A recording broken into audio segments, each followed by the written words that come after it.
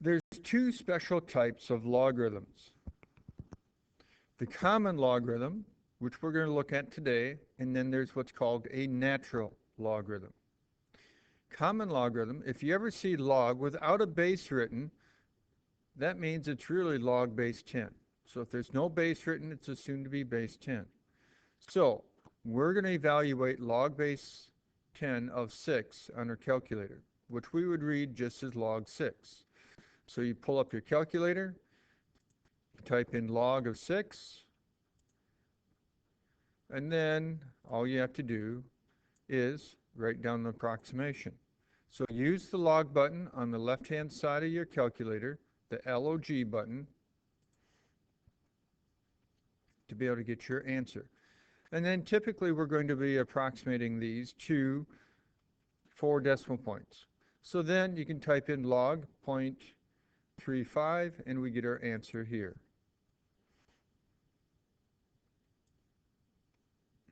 Now we're going to take a look at solving exponential equations. Now earlier in the unit we tried to get the same base on each side. Like if we were dealing with a 4 to a power on one side, a 32 to a power on the other side, we'd reduce each base down to a power of 2. So we'd have a 2 to the second on the left side, we'd have a 2 to the fifth on the right side, and then we could work it from there. But there's no way we can change 62 nicely into a 5 to a power. So we're going to use logarithms. I'm going to apply a common log, which is log base 10, to both sides. We have used a property that said whatever's after your logs, or if two logs are equal, what's after your logs have to be the same. Well, that property works in reverse too. If you have two things that are equal, you can put them after a log and then work with them there. And you might be wondering, well, why? Well, here our variable that we're looking for is in the exponent. When you have an exponent after a log, one of the properties says, well, you can move that exponent down in front. So we move that exponent down in front. Now we just have x multiplied by log of 5. Log of 5 is some messy number, but to get x by itself, all we have to do is divide by that log of 5. And then we get x by itself. Now, I'm going to be looking for two types of answers in your homework, on your quizzes, and your tests. I'm going to be looking for this calculator-ready form, and that's where you're going to get most of your points. Then I'm going to be looking for the decimal approximation. Basically, can you type that into your calculator and get the answer? The calculator-ready form basically means you need to go through solving the whole problem without ever touching your calculator. Once you get x totally by itself, that's your calculator-ready form. Then you can type that in, and you'll get like a half a point for typing it into your calculator correctly. Most of it will come from the calculator-ready form. So problem on the right, very similar. We're going to apply a common log to both sides. Put our exponent that we're looking for down in front of our logarithm. We have x multiplied by something, so then we can just divide both sides by that something. We get our calculator-ready form, then we get our decimal approximation. It also works very similarly with inequalities, and we had talked about that in the last lesson. So we're going to start out, since our variables are in the exponent, and we cannot somehow change our 2 and 3 to the same base, we're going to start out by putting logarithms on each side. In this case, log base 10, since there's no base, so it's a common logarithm. We're going to take our whole exponent, put it down in front. This whole exponent, put it down in front. Now, on the right side over here, we have a log of 3 that we need to distribute through into this parenthesis. Log of 3 is some messy number, so all we're going to do is do the distributive property. Now, just like in solving normal equations, if you had an x on both sides of your equation, to solve it, you would try to get x on the same side. So we need to do that here. We have x's on both sides. So I'm going to go ahead and subtract a 5x log 3 from both sides of my inequality. Now, You guys would know if you had like 7x equals 5, you'd divide both sides by 7. So if you had 7 multiplied by something, you could easily go ahead and solve it for the 7x equaling something. You could solve it by dividing by 7. Can we somehow write this as x times something? Well, x is a common factor, so we can go ahead and factor that out.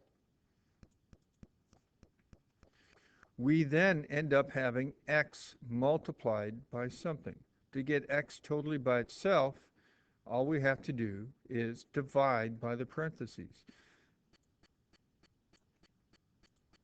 Divide both sides by the parentheses. However, in this case, we need to check what's in our parentheses to see if it's positive or negative. So yes, you'd have to type what's in the parentheses into your calculator. Because remember, if you're dividing by negative, you need to switch your inequality sign. If you type this stuff into your parentheses and it was positive, you would not have to change your inequality sign. It ends up being negative, so therefore we need to switch our inequality sign. What we have right here is your calculator-ready form. Then you type that into your calculator, and you get your approximation. Now, when you're typing this in, you want to make sure you have the whole top in parentheses and you have the whole bottom in parentheses. Top right one, try to do it without the video and then watch the video quickly. Put the log in each side. Put your exponents down in front of the logs. Distribute the log 10 through into the parentheses. Try to get the logs in the same side, so subtract a 1 log 10 from both sides. Factor out that x, so you can write it as x times something, because if it's x times something, then you can go ahead and divide by the parentheses. Then you can divide, but you want to double check. Are the parentheses here positive or negative? So type them in. If it's positive, which it is, you don't have to switch your inequality sign. Then go ahead and type that in. This is your calculator ready form. Type that in and we get this. Remember when you're typing it in to put the whole top in parentheses and the whole bottom. Now, if you're really observant, when you applied a log to both sides, you would have been able to simplify stuff. You would have realized, this thing on the right is a common logarithm. Log base 10, the 10 that's not written, of 10, they cancel each other out. And it leaves you just that exponent, because it's your base of 10 that you don't see, raised to some unknown power. So 10 to some power equals 10 to this here. Well, that means we just get x minus 2. So then you could just subtract a x from both sides, factor out that x, divide, and get your calculator ready form. So whether you use this as your calculator ready form or this one up here would not make a difference. I would accept either one. One last thing that would allow us to be able to work with some of these problems in a different way is your change of base formula. So our change of base formula, which we have right here, says you take the log of any base you want and you can change it into a different base. Here it says base 8. Typically, you're going to use base 10 because that's what your calculator uses. So you're typically going to not change it into any base, but you could. You're typically going to use this one here, which you look on the right, there's no base written, so it's your common logarithms, which is assumed to be log base 10. So you take log of the u over log of your base. So when we're looking at log base 2 of 20, we can go the log of the 20 over the log of the 2 using common logarithms, type that into our calculator, and we get our decimal approximation. Now, our original problem is really 2 to some unknown power is 20. So double check your answer. Go 2 to this power here to see if it gets you something close to 20. It will not be exactly 20 because you approximated this answer. Same idea over here. We can go log of the top, which is log of the 18, over the log of your base of 3. That's your calculator ready form. We type it in, we get your answer.